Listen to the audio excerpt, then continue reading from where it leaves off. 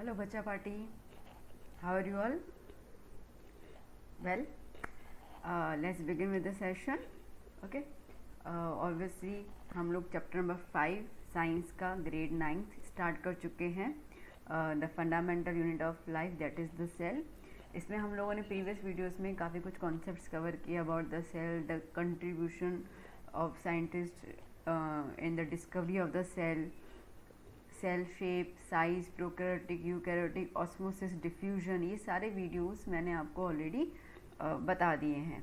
ठीक है, अब हमारे इस चैप्टर का नया टॉपिक शुरू करते हैं हम लोग, और वो टॉपिक है let's begin with the cell organelles. ठीक है, देखिए जैसे हमें पता है कि अगर एक घर बनाना है हमें, तो उसके अंदर हमें कॉन्ट्रैक्टर की भी ज़रूरत होगी. ठीक है, अच्छा कॉन्ट्रैक्टर सारे काम करेगा नहीं, तो उसके नीचे जो लेबरर्स होते हैं उनकी ज़रूरत होती है हम लोगों को.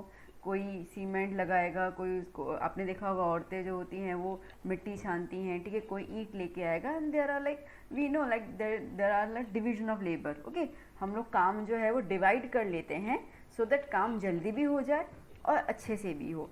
सिमिलरली अब हमारी इतनी जो मल्टी सेलुलर बॉडी है उसके अंदर एक सेल तो सारा काम नहीं कर सकता. तो मैम मल्टी सेलुलर में तो हमारे पास बहुत सारे सेल्स हैं. हाँ, बहुत सारे सेल्स हैं. अब बहुत सारे सेल्स जो हैं वो सारा का सारा काम करेंगे, फिर भी इफ़ेक्टिवली काम नहीं होगा. तो हम लोग क्या करते हैं, हम लोग सेल्स के अंदर काम डिस्ट्रीब्यूट कर लेते हैं. अब काम कैसे डिस्ट्रीब्यूट करेंगे, तो सेल्स के अंदर वो काम करने के लिए छोटे छोटे छोटे से टाइनी यूनिट्स अवेलेबल होते हैं, और उन यूनिट्स को हम लोग कहते हैं सेल ऑर्गेनल्स. ठीक है, और उन यूनिट्स को हम लोग कहते हैं सेल ऑर्गेनल्स. तो अब हम लोग जो सेल को हेल्प करता है to perform the function very effectively and efficiently, they are actually cell organelles. तो अब हम लोग इनको डिटेल में थोड़ा सा रीड करेंगे. सो let's begin. Okay, so our first cell organelle is nucleus. now nucleus को कोई सेल ऑर्गेनल्स में इंक्लूड करता है या तो कोई सेल के कंपोनेंट्स में. हम लोगों ने जब 3 कंपोनेंट्स की बात की थी उसमें सेल मेम्ब्रेन, साइटोप्लाज्म और न्यूक्लियस के लिए बात किया था. तो डिपेंड, कोई इनको सेल ऑर्गेनल कहता भी है और कोई उनको कंपोनेंट कहता है. तो अभी हमने इनको सेल ऑर्गेनल्स के में इंक्लूड किया हुआ है. हालांकि कोई पूछेगा नहीं आपसे कि nucleus is a cell component और सेल ऑर्गेनल, वो कोई नहीं पूछने वाला आपसे. ठीक है, फाइन. न्यूक्लियस. ओके, सबसे पहला point, what is nucleus. Nucleus है क्या भाई? It is the CEO of the cell and we all know. ठीक है, CEO is the main position in the company. तो nucleus is having the main position in the company, जिसके बगैर company चल ही नहीं सकती है. इसका मतलब जिसके बगैर सेल या तो वे सेल ऑर्गेनल्स चल ही नहीं सकते हैं, काम ही नहीं कर सकते हैं. ठीक है, तो इसके लिए हम इनको CEO बोलते हैं, इम्पॉर्टेंट रोल, और बॉस ऑफ द सेल. ठीक है, बहुत सारे ऐसे तरीके हैं जहाँ पे हम लोग न्यूक्लियस को थोड़ा सा अच्छी तरीके से एम्फसाइज कर सकते हैं. So let's begin with the detailed knowledge about nucleus. Okay, now nucleus. देखिए, न्यूक्लियस को एक्चुअली डिस्कवर किया गया था by the Robert brown. Okay, Robert brown इन 1831. जो मैंने साइंटिस्ट कंट्रीब्यूशन की बात की उसके अंदर एक ये भी कंट्रीब्यूशन इंक्लूड होता है, that nucleus was discovered by Robert brown इन 1831. अच्छा, न्यूक्लियस का शेप क्या होता है? Simple, it is a spherical shape. Okay, simply हम बात कर रहे हैं that it is a spherical shape. Spherical shape जैसे हमारी अर्थ है, बॉल. ठीक है, वो स्फेरिकल शेप होते हैं जो हर यूकैरियोटिक सेल के अंदर प्रेजेंट होगा. Mark this point.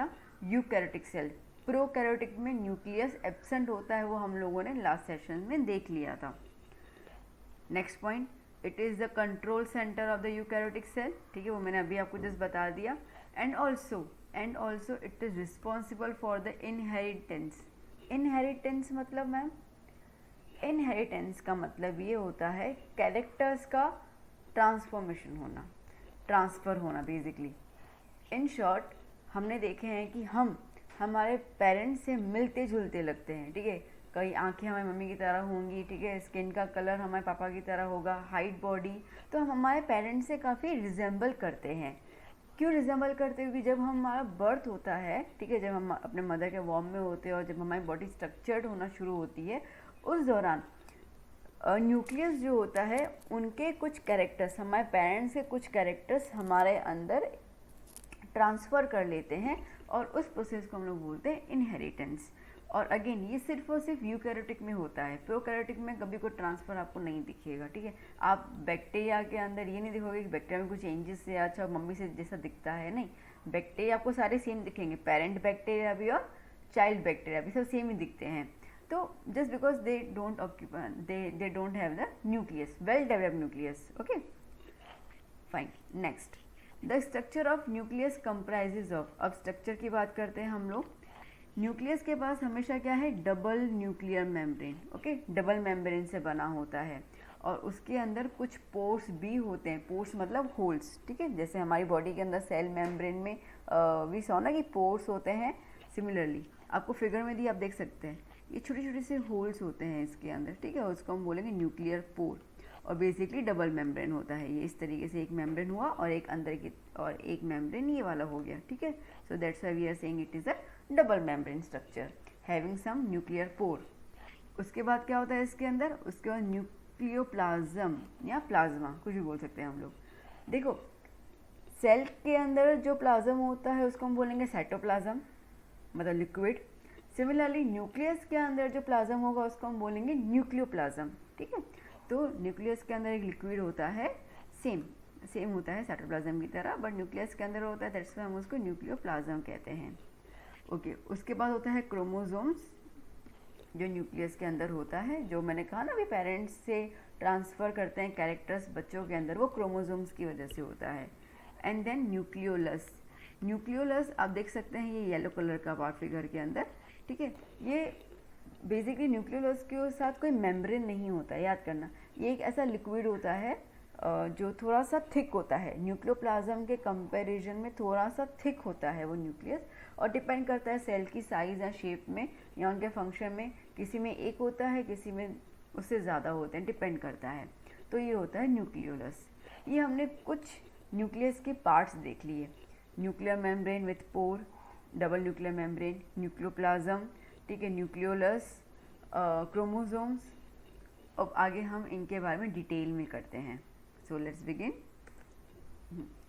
ओके।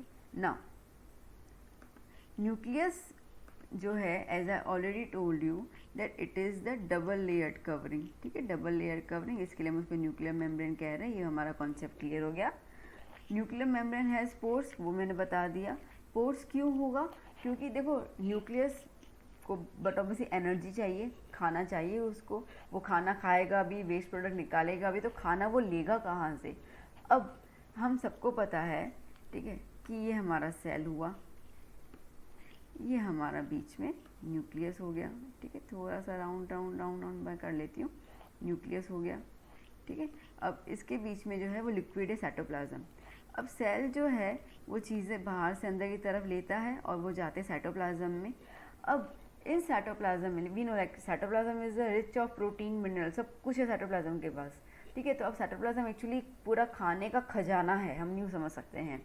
तो अब न्यूक्लियस को जो खाना चाहिए वो साइटोप्लाज्म से लेगा, साइटोप्लाज्म से लेगा तो कैसे लेगा, with the help of pores, ठीक है। तो जो होल्स है ना उनकी मदद से वो ट्रांसफ़र करेगा मटीरियल, ठीक है, from inside the nucleus to the outside. अब न्यूक्लियस के बाहर क्या है, न्यूक्लियस के बाहर है साइटोप्लाज्म। तो बेसिकली वो एक्सचेंज जो करता है मटेरियल को, खाना अंदर लेना, वेस्ट प्रोडक्ट बाहर निकालना, वो बेसिकली साइटोप्लाज्म के साथ एक्सचेंज होता है। और वो एक्सचेंज होने के लिए जो बीच में आता है वो न्यूक्लियर मेम्ब्रेन, न्यूक्लियर मेम्ब्रेन में with the help of pores ये ट्रांसफ़र होता है। Now second part is nucleus contain chromosomes. ये अभी हमने देखा कि क्रोमोसोम होते हैं उसके अंदर, okay, which are visible as rod shape structure, डंडी की तरह वो नज़र आते हैं, ठीक है। वो तभी नज़र आएंगे जब सेल डिवाइड होगा। हमने अभी एंडोसाइटोसिस देखा था ना अमीबा का, ठीक है, कि उसके अंदर न्यूक्लियस था। वेल तो कोई भी सेल जो होता है, ठीक है, ये सेल हुआ और इसके अंदर न्यूक्लियस हुआ, ठीक है। तो जब ये सेल बीच से टूटता है तो हमारे पास दो नए सेल मिल जाते हैं, ठीक है। तो ये हुआ सेल डिवीजन प्रोसेस। तो ये जब सेल डिवीजन प्रोसेस होता है ना, उस दौरान हम लोगों को क्रोमोसोम न्यूक्लियस के अंदर विजिबल होता है, एम आई क्लियर? और ये रॉड शेप का होता है, इस तरीके से वो रॉड शेप का होता है क्रोमोसोम, और थ्रेड लाइक स्ट्रक्चर होता है।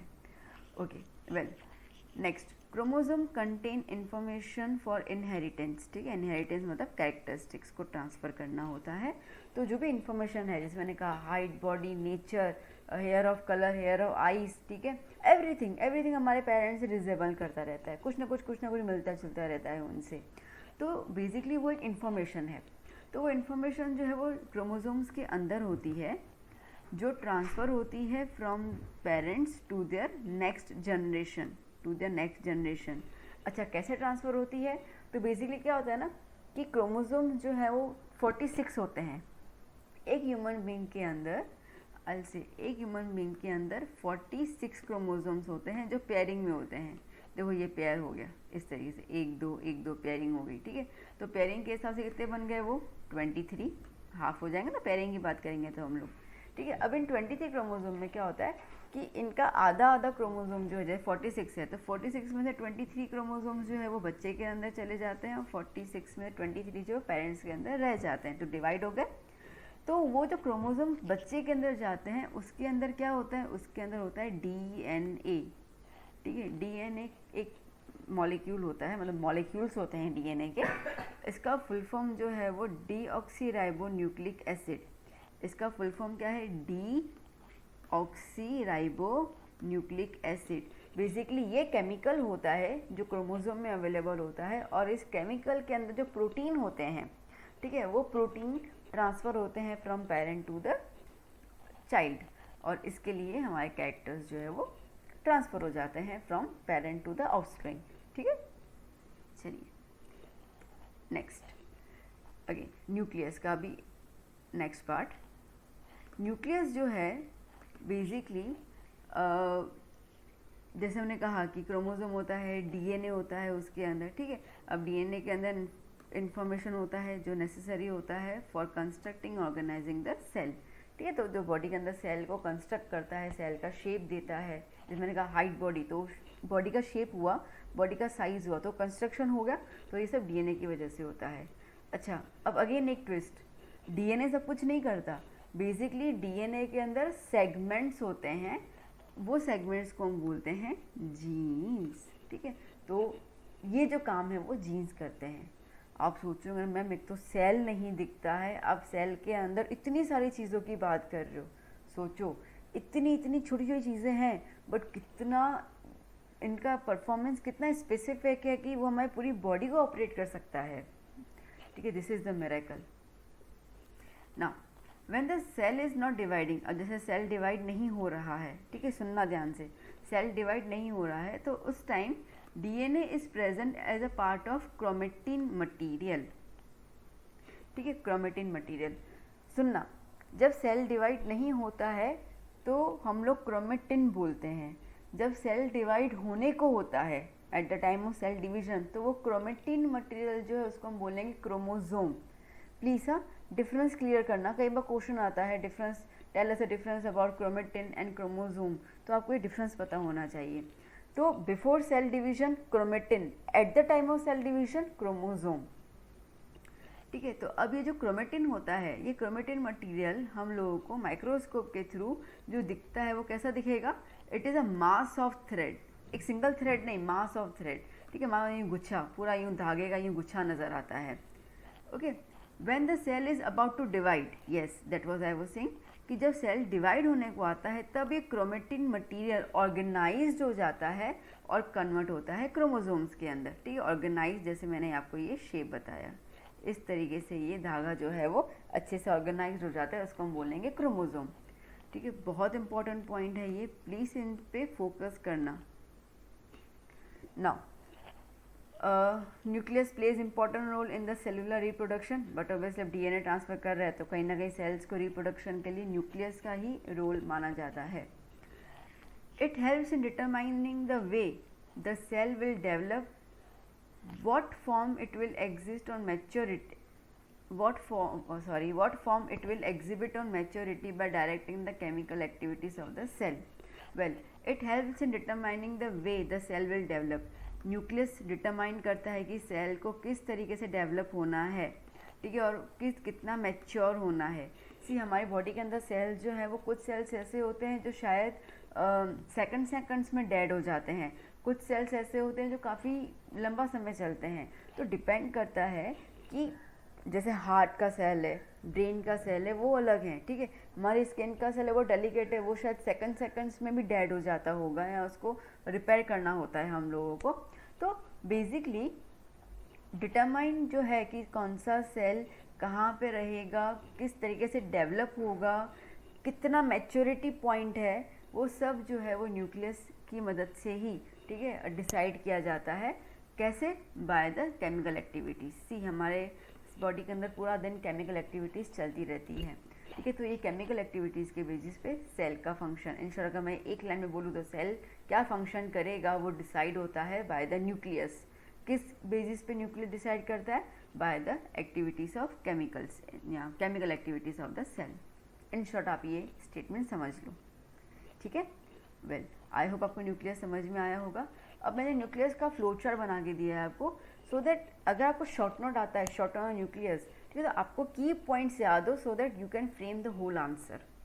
नाउ देखो फर्स्ट पॉइंट अगर हम बात करते हैं यहाँ पर, so here like first point nucleus contain double membrane structure having some pore, ठीक है। then it contains then it contains nucleoplasm which is inside the nucleus, okay, which helps, अब देखो न्यूक्लियोप्लाज्म दिमाग में आ गया तो मैं आंसर फ्रेम कर सकती हूँ, okay, which helps in the exchange of the material inside and outside the cell, that is inside and outside nucleus, that is cytoplasm। फिर आता है nucleolus depends, it number changes from 1 to many, okay, depend on the function and the maturity of the cell, the size of the cell, ठीक है। अब इस nucleus के अंदर क्या मिलेगा हम लोगों को? इस न्यूक्लियस के अंदर हम लोग को मिलेगा क्रोमेटिन, ठीक है, ये न्यूक्लियस के अंदर मिलता है क्रोमेटिन क्यों बोलेंगे? Before division mass of the thread like structure. फिर जब डिवीजन होता है तो उसको हम क्या बोलेंगे? Chromosome, which is an organized thread, जो थ्रेड है अच्छे से ऑर्गेनाइज्ड हो जाता है। फिर हम देखेंगे तो क्रोमोसोम के अंदर हमें क्या मिलेगा? डीएनए मिलेगा, डीएनए डीऑक्सीराइबोन्यूक्लिक एसिड केमिकल है। फिर हम इसमें और थोड़ा सा डीपली देखेंगे तो क्या मिलेगा हमें इसके अंदर? जीन्स मिलेंगे। अच्छा, ये जीन्स का क्या काम है? पहनने वाला जीन्स नहीं है प्लीज़, ठीक है। जीन्स का क्या काम है? जीन्स का काम है कैरेक्टर्स को इनहेरिटेट करना। कहाँ पे भाई? From parent to the offspring, ठीक है। तो ये पूरा फ्लो चार्ट अगर आप कीवर्ड्स याद करते हो तो you can easily frame the short note, frame the answer. यहाँ तक कि अगर इनमें से 1-2 मार्क के भी क्वेश्चन पूछे जाए तो आप उनको अच्छे से फ्रेम कर सकते हैं, ठीक है। आई होप आपको न्यूक्लियस क्या है समझ में आया होगा अच्छे से, ठीक है। अच्छा, अब न्यूक्लियस के साथ साथ एक और ऑर्गेनल है, हम इसको एक्चुअली ऑर्गेनल बोलते नहीं हैं, ठीक है, बट इसका रोल बहुत ज़्यादा स्पेसिफिक होता है, विच इज़ लाइक राइबोसोम्स। बहुत स्मॉल पार्ट होते हैं, like we are saying, okay, that they are the very extremely small particle, ठीक है। डेंस मतलब बहुत ऐसे, क्योंकि इसके अंदर प्रोटीन का मटेरियल बहुत ज़्यादा होता है तो वो खाली नहीं होता, पूरा फुल्ड होता है, ठीक है, फुल होता है वो। स्पेरिकल सर्कल शेप में होता है, विच अकर फ्रीली इन द मैट्रिक्स मतलब साइटोप्लाज्म, ठीक है, यहाँ साइटोसोल बोलते हैं हम उसको। साइटोप्लाज्म आप सिंपल शब्दों में लिख सकते हैं। या तो फिर अगर वो अटैच भी होता है तो किसके साथ होता है? Endoplasmic reticulum. इनके बारे में हम लोग नेक्स्ट स्लाइड में देखने वाले हैं। देखिए, अब आप ये फिगर को देखिए, ये पूरा का पूरा सेल है, एनिमल सेल, ठीक है। अब देखिए ये जो छोटा सा डॉट है ना, ये छोटे से डॉट में, ये जो आपको नज़र आ रहा है ये डॉट, ठीक है, ये छोटे से डॉट स्ट्रक्चर में होता है, बहुत स्मॉल होता है, बट काम बहुत ज़्यादा इफ़ेक्टिवली होता है इनका। अगर मैं ये बोलूँ ना, तो अगर राइबोसोम ना हो तो शायद हमारा सेल ग्रो भी ना कर पाए। यस, राइबोसोम ना हो तो हमारा सेल ग्रो भी ना कर पाए। क्यों? इसके पीछे रीज़न क्या है? क्योंकि इसका फंक्शन क्या है? इसका फंक्शन है टू सिंथेसाइज प्रोटीन। यस, ये वो जगह है जहाँ पे प्रोटीन कलेक्ट किया जाता है, सिंथेसाइज किया जाता है। तो प्रोटीन से क्या होता है? पागलो, प्रोटीन जो होता है ना, वही हमारे बॉडी को ग्रोथ एंड डेवलपमेंट देता है। आपने देखा होता है जब बच्चा थोड़ा सा लाइक 2-3 महीने का हो जाता है या 6 महीने के बाद स्पेशली, ठीक है, मम्मियाँ जो होती है ना, मदर हमारी, उनको उबली हुई दाल खिलाती हैं, मूंग की दाल वगैरह वगैरह, ठीक है। दाल क्यों? बिकॉज दाल पल्सेस हुए, ठीक है, pulses contain lots of amount of protein, and protein जो होता है वो हेल्प करता है हमारी बॉडी को, जैसे हमारी एज बढ़ती जाए हमारी बॉडी की हाइट, बॉडी, ठीक है, डेवलपमेंट जो भी है वो just because of the protein होता है। दैट्स वाई प्रोटीन बहुत इंपॉर्टेंट है। अच्छा, अभी तो खैर आपने देखा होता है ना, जिम्नास्टिक लोग, ठीक है, वो हमेशा बोलते हैं वी नीड प्रोटीन, प्रोटीन, इसके लिए वो अंडे खाते हैं 12 अंडे, तो वो लोग ब्रेकफास्ट में खा लेते हैं। क्यों? Because egg and the non veg, जो हम फ्लैश की बात करते हैं, मीट वगैरह, चिकन, उन सब में प्रोटीन का लेवल ज़्यादा होता है, तो क्या उनके मसल्स वगैरह बिल्डअप होते हैं। तो आई होप तुम्हें समझ में आया कि प्रोटीन का इंपॉर्टेंस क्या है। और प्रोटीन कहाँ सिंथेसाइज होता है? राइबोसोम में। इसके लिए राइबोसोम भले छोटा हो बहुत, बट सेल के लिए बहुत काम वाला ऑर्गेनेल है। तो it is very extremely small, dense, spherical body. इधर we can find it freely in the cytoplasm, ठीक है, वैसे नदी में कैसे मछली घूमती है फ्रीली, वैसे वो घूम सकता है, या तो फिर एंडोप्लाज्मिक के साथ अटैच्ड होता है। ये बनता किससे है? एक तो मैंने कहा प्रोटीन उसके अंदर डेवलप होता है, उसके अलावा राइबोन्यूक्लिक एसिड, ठीक है, RNA, याद करना। इसके अंदर ऑक्सीजन नहीं होता, क्योंकि जब ऑक्सीजन मिल जाता है तो डीऑक्सी राइबोन्यूक्लिक एसिड बन जाता है, DNA। सिर्फ ribonucleic acid, ribosome, okay, nucleic acid, ये केमिकल से मिलके बनता है, इसको हम बोलेंगे RNA। आई होप आपको राइबोसोम का इंपॉर्टेंस समझ आया होगा। ओके, नाउ जैसे मैंने कहा कि अभी हम बात करेंगे अबाउट द एंडोप्लाज्मिक रेटिकुलम। इसको हम शॉर्ट में ERB कहते हैं, ठीक है, इसको हम लोग शॉर्ट में ERB कहते हैं, ER। तो अभी मैं ER कहूँ तो समझ जाना कि मैम जो है वो एंडोप्लाज्मिक रेटिकुलम की बात कर रहे हैं, ठीक है। Sorry. Now first point, the important one, it is located around the nucleus of the cell. देखो ये थोड़ा सा मैंने आपको फिगर जैसे दिया हुआ है, सी, इसको हम लोग पिंक कलर जो है ना, न्यूक्लियस कह रहे हैं हम इसको, ये न्यूक्लियस का मेम्ब्रेन हुआ, ठीक है, एनवेलप पार्ट। अब देखो न्यूक्लियस से बिल्कुल टच, ठीक है, बिल्कुल टच होके आपको ये नेटवर्क नज़र आ रहा है, ये पूरा ब्लू कलर का नेटवर्क नज़र आ रहा है, ठीक है। ये बहुत लार्ज नेटवर्क होता है जो न्यूक्लियस के साथ अटैच्ड होता है, और इस नेटवर्क को हम लोग बोलते हैं एंडोप्लाज्मिक रेटिकुलम, ठीक है, एंडोप्लाज्मिक रेटिकुलम। ओके, तो क्लियर हो गया कि ये न्यूक्लियस के आसपास पाया जाता है। They are large network like structure, मैंने अभी बताया बहुत लार्ज नेटवर्क होता है इनका। It looks like long tubules, ठीक है, लंबे लंबे ट्यूब की तरह नजर आता है। देखो ये आपको नजर आता होगा, ये लंबा लंबा ट्यूब है, ये इस तरीके से, ठीक है, लंबे लंबे ट्यूब की तरह नजर आता है, या तो राउंड या ऑब्लोंग बैग वेसिकल्स। इसका वेसिकल मतलब क्या होता है ना, कि सपोज कि इसका कुछ पार्ट जो है वो बाहर की तरफ निकल जाए, तो वो स्पेरिकल शेप में साइटोप्लाज्म में फ्रीली मूव करता है, ठीक है, तो उसको वेसिकल भी कहते हैं। तो डिपेंड, ज़्यादातर वो लॉन्ग ट्यूबल्स में नज़र आता है, ठीक है, थोड़ा परसेप्शन का भी मैटर करता है। राउंड, ऑब्लोंग, वेसिकल्स डिपेंड करते हैं। अगर इसकी बॉडी थोड़ी सी लाइक एंडोप्लाज्मिक रेटिकुलम की बॉडी थोड़ी सी अगर स्ट्रेच हो जाती है, तो उसके अंदर थोड़े बहुत ये वेरिएशन ऑफ द शेप हमें मिल जाते हैं। Well, there are two type of ER, एक होता है RER, दूसरा होता है SER। R stands for rough, ठीक है, तो rough endoplasmic reticulum, and S stands for smooth endoplasmic reticulum. Now you will get confuse, ma'am अभी हम लोग ये कैसे पहचानेंगे कि कहाँ रफ है और कहाँ स्मूथ है?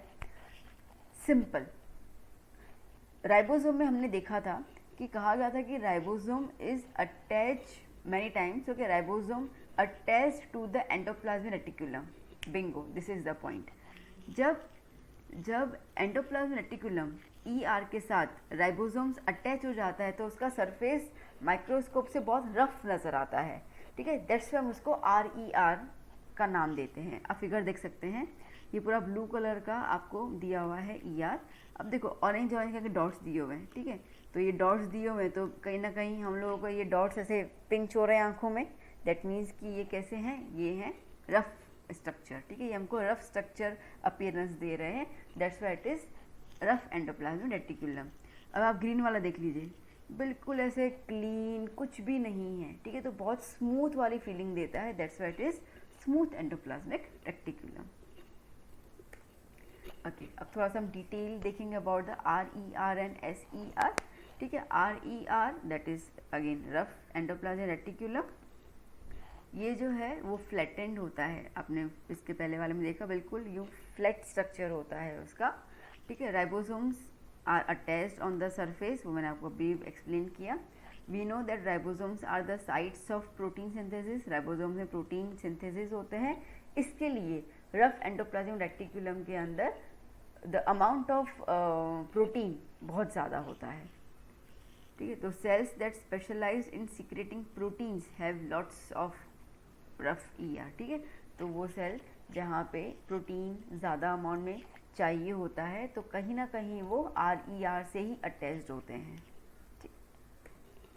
SER अगेन, ये SER स्मूथ, मैंने एक और फिगर दिया हुआ है आपको यहाँ पे, आप देख सकते हैं अच्छे से, ठीक है। अब आप देखिए यहाँ पर ये पिंक कलर का है, dot dot dot which consider as a RER। अब ये देखिए पीच कलर का, बिल्कुल स्मूथ, ठीक है। तो स्मूथ है, इसका मतलब कि कोई भी राइबोसोम अटैच नहीं है। Again it is a series of interconnected tubules, आप देख सकते हैं, ठीक है। ये ट्यूब है ना, ये वाले ट्यूब्स हैं, ठीक है। तो ये ट्यूब जो है वो आपस में कैसे हैं, इंटरकनेक्टेड है, फाइन। ओके, अब देखो SER का भी तो कुछ ना कुछ काम होगा। अब आपको पता है कि चिकास, ठीक है, कोई भी सरफेस हमें स्मूथ कब लगता है, या तो वहाँ पे ऑयल गिरा होता है, ठीक है, या तो उस पर कोई ना कोई हम लोग ऐसे स्मूथ चीज़ लगा देते हैं, घी लगा देते हैं, ठीक है, तो कैसे स्मूथ स्मूथ हो जाता है, सेम चीज़ यहाँ पर। अब हम इसको स्मूथ क्यों बोल रहे हैं, basically why, because it helps in the manufacture of fat molecules, ठीक है। यहाँ पर हमारे फैट मॉलिक्यूल, मतलब जो भी हम ऑयल खाते हैं, ड्राई फ्रूट्स खाते हैं, जो ऑयल हमारी बॉडी में सीक्रेट होता है, ठीक है, वो सारा का सारा यहाँ पे SER में कलेक्ट होता है। तो इसका नाम क्लियर हो गया कि SER जो है वो कहीं ना कहीं लीवर के साथ काम करता होगा, यस, लीवर के साथ, ठीक है। In liver cells of vertebrates, like मतलब कि जिनकी हड्डी वड्डी होती है, ठीक है, तो we all are the vertebrate animals. तो उसके अंदर SER जो है वो क्या करता है, वो डिटॉक्सीफाई करता है। डिटॉक्सीफाई, डी मतलब रिमूव, टॉक्सीफाई मतलब पॉइजनस चीज़ें। तो हम लोग इतना सब खाते रहते हैं, तो बट ऑब्वियसली सारी चीज़ें तो अच्छी नहीं होती ना, कुछ कुछ पॉइजनस चीज़ें होंगी या वेस्ट मटेरियल होगा, तो लिवर से उन सब चीज़ों को, ड्रग्स हैं, पॉइजन्स हैं, वेस्ट मटेरियल, उनको हटाने का जो काम करता है वो SER करता है ना, क्लियर। और कहीं ना कहीं ये सारी चीज़ें जो है ना वो लिपिड्स के साथ अटैच्ड होती हैं, सो दैट्स वाई यहाँ पर हम इसको SER कहते हैं, क्योंकि वो लिपिड के साथ मिलकर हमारी बॉडी के अंदर डिटॉक्सिफिकेशन का काम करता है। आई होप आपको SER का फंक्शन समझ आया होगा, ठीक है। वेल, शॉर्ट में अगर हम बात करते हैं तो SER smooth ER, sorry, okay, smooth ER जो है वो राइबोसोम कंटेन नहीं करता है। राइबोसोम कंटेन नहीं करेगा तो प्रोटीन अवेलेबल नहीं होगा उसके अंदर, ठीक है। और RER जो है वो राइबोसोम कंटेन करता है, इसके लिए वो प्रोटीन है भी उसके पास और वो प्रोटीन को एक्सपोर्ट भी करता है। शॉर्ट मैंने आपको उनका डिफरेंस बता दिया। Now one of the most important thing, membrane biogenesis, ये एक स्टेटमेंट के फॉर्म में आपको टेक्स्ट में दिया था, इसके लिए कई बार बच्चों का ध्यान नहीं जाता है, क्वेश्चन आता है डिफाइन मेम्ब्रेन बायोजेनेसिस में, बच्चे बोलते हैं ये था क्या, यस ये था और ये है, ठीक है। मेम्ब्रेन बायोजेनेसिस बेसिकली एक प्रोसेस होता है, किस चीज़ का प्रोसेस, सेल फॉर्मेशन का, यस सेल फॉर्मेशन का। सेल फॉर्मेशन मतलब मैम सेल मेम्ब्रेन बेसिकली, ठीक है। अब आप लोग ने ये तो देखा है कि सेल के पास सेल मेम्ब्रेन होता है, कभी आपने सोचा कि सेल मेम्ब्रेन बनता कैसे है। ये सेल मेम्ब्रेन जो है ना वो कहीं ना कहीं RER और SER से बनता है, यस RER और SER से बनता है। तो बेसिकली हमारे बॉडी में हमारे सेल का जो सेल मेम्ब्रेन होता है वो रप्चर होता है, उसके वो डेड हो सकता है, होता भी है, तो फिर से वो नया सेल मेम्ब्रेन कहाँ से रिफॉर्म होता है, वो RER और SER से होता है। तो वो जो प्रोसेस होता है जहाँ पे हम लोग सेल मेम्ब्रेन को फॉर्म करते हैं, हम मतलब ER, ठीक है, जहाँ पे सेल मेम्ब्रेन फॉर्म होता है with the help of proteins and lipids, with the help of proteins and lipids, that process is known as membrane biogenesis. I hope आपको ये point clear हुआ हो. Now कुछ क्वेश्चंस मैंने दिए हुए हैं related to topic we covered right now. Short note on nucleus, ठीक है, सिंपल. डिफाइन मेम्ब्रेन बायोजेनेसिस अभी क्लियर हुआ. अबाउट SER फंक्शन हो गया, राइबोसोम हो गया, ठीक है. ये कुछ मैंने आपको क्वेश्चन दिए हुए हैं सो दैट आप आंसर्स और जो स्लाइड्स मैंने आपको समझाई उसको आप क्वेश्चंस को इसमें से रिलेट कर सकते हैं, ठीक है. यहाँ पे एक क्वेश्चन है व्हाट इज़ न्यूक्लियोइड. मैंने आपको बताया कि प्रोकैरियोटिक के अंदर न्यूक्लियस होता है बट वेल डेवलप नहीं होता है. वेल डेवलप मतलब न्यूक्लियर मेम्ब्रेन नहीं होता है. तो जिस न्यूक्लियस के पास न्यूक्लियर मेम्ब्रेन नहीं होता है उसको हम लोग कहते हैं न्यूक्लियोइड, ठीक है, उसको हम लोग कहते हैं न्यूक्लियोइड. तो आपको यह वाला भी पॉइंट यहाँ पे मैंने क्लियर कर लिया. ओके, आप प्लीज़ ये स्लाइड्स एक दो बार देखिए, अच्छे से समझिए कॉन्सेप्ट को, न्यूक्लियस को समझिए, उसके फंक्शन को समझिए अच्छे से. And then to if you have any doubt kindly ask me. Till then bye bye, take care, हasta la vista.